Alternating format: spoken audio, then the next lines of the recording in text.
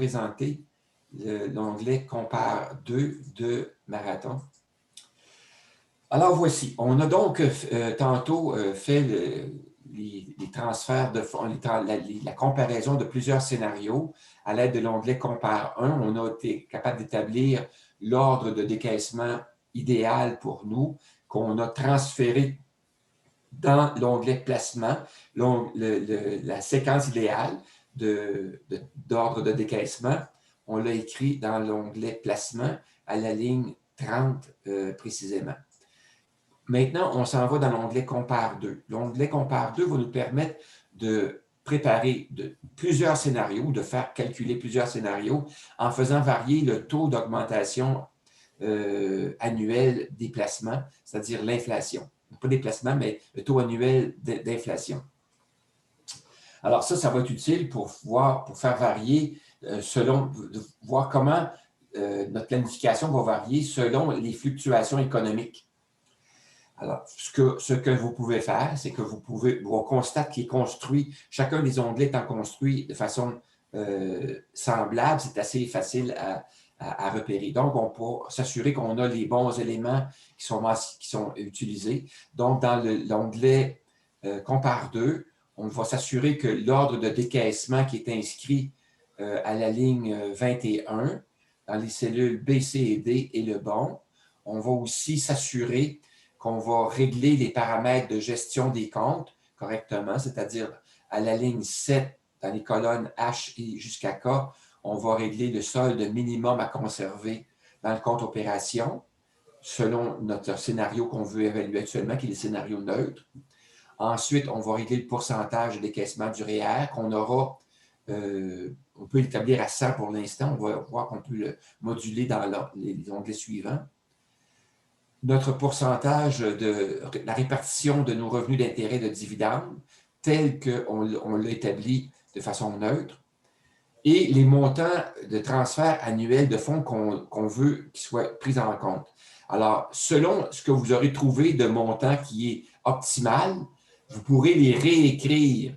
Vous avez déjà fait les calculs, vous avez trouvé des réponses à l'aide de l'onglet Compare 1. Alors, les meilleurs résultats que vous avez trouvés, vous les inscrivez donc ici dans l'onglet Compare 2, dans les colonnes H à K, aux lignes, à partir des lignes 18 jusqu'à 26. Donc, dans notre cas, nous, on avait dit qu'on voulait transférer, dans l'exemple, 6 000 $ du CELI de 62 ans à 75 ans. Et ensuite, 6 000 $ également de 84 ans à 90 ans. Alors, c'est ce qu'on avait établi qui était ce qu'on veut faire, qu'on sait qu'on va faire. On a notre planification financière qui est faite pour ça, sachant qu'il est toujours avantageux de transférer un montant dans le CELI à chaque année parce que c'est libre d'impôt, un compte libre d'impôt. Donc, ici, on a l'élément dans le compte REER. Mettons qu'on a établi qu'il était avantageux pour nous de décaisser un montant de 5 000 $ par année de 60 à 70 ans, bien, on va l'inscrire, ou si c'est 20 000 ou 15 000, on va inscrire ce qu'on a trouvé qui était le montant le meilleur, le plus avantageux pour nous. Une fois que ça c'est fait, vous allez constater que ce qu'on va tester, ce sont des hypothèses de taux d'inflation annuel.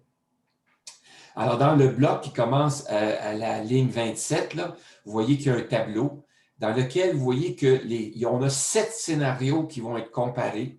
Et pour chacun des scénarios, on va pouvoir faire varier les taux d'augmentation prévus pour les revenus, les dépenses, le REER, l'épargne non enregistrée, le CELI, la maison, le condo et le chalet. Alors, ici, ce qu'on a, c'est la possibilité de faire varier et vous pouvez utiliser la ligne 34 qui contient des cellules à fond orangé pour faire varier le taux central, le taux de l'hypothèse centrale moyenne. Alors, par exemple, vous voyez qu'ici, on inscrit 5. On inscrit 5 pour le CELI, 5 pour la maison, mais on inscrit 2 pour les revenus et pour les dépenses. Alors, ça, c'est notre taux, la ligne moyenne. Et vous voyez que pour les scénarios 1 à 3, bien, la différence est de 1 demi-point de pourcentage en moins. Pour les scénarios 5 à 7, c'est un demi-point de pourcentage en plus. Donc, automatiquement, chacun des paramètres va être ajusté de un demi-point de pourcentage en plus ou en moins à partir des données qui sont là. Alors, si vous voulez, si on l'utilisait, là, je ne vous demanderai pas de le faire, mais lorsque vous aurez à le faire, vous aurez à cliquer simplement sur le bouton « Comparer » et là, ça va déclencher la comparaison, la production des résultats pour les 7 scénarios. Une fois que les 7 scénarios auront été calculés, les résultats vont apparaître à partir de la ligne 43. Alors, encore là, vous allez être capable de voir pour chacun des scénarios, 1 à 7, quel est le résultat en termes de variables. Alors, pour les mêmes variables qu'on a vues dans l'onglet Compare 1 vont être présentées en résultat. Donc, l'âge auquel le capital est épuisé, la durée des ressources financières, le montant de réduction de la PSV, la valeur léguée à l'âge de 91 ans, donc à l'âge du décès, le capital restant à la dernière année et les besoins financiers à la dernière année et la conformité des transactions. Alors, vous voyez que une fois que c'est fait, les calculs sont faits, vous êtes capable de voir que dans le cas qui nous occupe, si le taux d'inflation est plus bas, exemple à 1,5 % dans le cas du scénario 1, notre capital va être épuisé beaucoup plus tôt que si on a un taux d'inflation plus élevé dans le cas du scénario 7 à 3,5. Mais vous avez bien noté que dans l'hypothèse que je fais tester, en même temps que je fais varier les revenus, je fais varier les dépenses, je fais varier aussi le REER, mais je pourrais laisser mon REER, si je voulais le faire comparer avec des taux moins bas. L'écart va tout le temps être le même ici. J'ai tout le temps un écart de 3 points de pourcentage pour chacune des comparaisons. Mais si vous, dans votre scénario, dans vos placements, ce que vous avez choisi, c'est un écart pour l'inflation entre votre compte épargne non enregistré et votre REER, un écart plus important que 3 points, bien, vous pourrez vous organiser pour que ça respecte le même écart. Oui. Comment vous allez faire ça? Bien, vous allez aller dans l'onglet Compare 2 et vous allez pouvoir régler ici, par exemple, pour l'hypothèse neutre, le même pourcentage, 6,9 %. Alors, vous voyez que les autres vont être ajustés en fonction d'un demi-point de pourcentage en plus ou en moins à partir du montant que vous aurez établi. La même chose pour l'épargne, mettons le CELI. Alors, le CELI, votre hypothèse neutre étant à 6,5 %, alors vous pourrez aller dans l'onglet Compare 2 et inscrire pour le CELI 6,5 % et vous voyez que les autres pourcentages pour les autres scénarios vont encore là diminuer d'un demi-point de pourcentage. Alors, c'est fort intéressant parce que vous faites varier de façon séparée, distincte, chacun des indicateurs qui servent pour les hypothèses de projection et vous pouvez les accorder avec ce qui est le plus rentable, le plus significatif pour vous. Comme dans le cas de la maison, on avait indiqué que c'était 7 % d'augmentation, le condo aussi, qui était l'hypothèse neutre.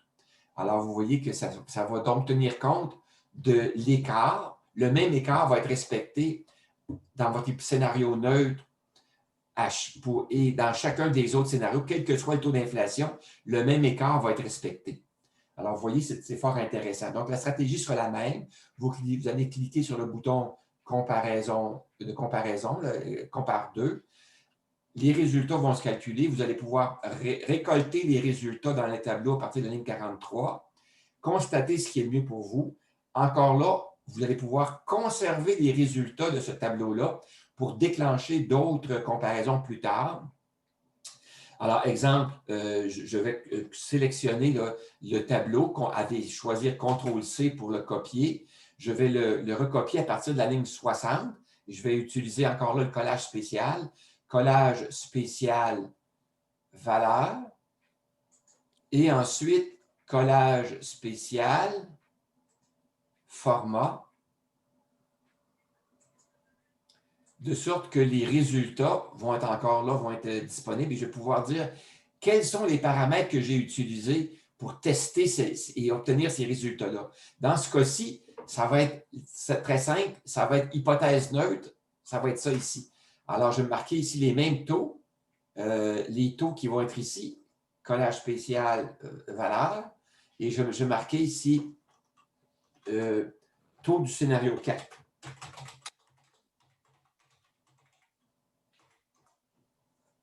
Alors, donc, c'est les taux que j'ai utilisés pour le scénario 4. Là, ils sont écrits avec des valeurs décimales, mais vous pourriez les remplacer et utiliser les pourcentages. Donc, il va les centrer.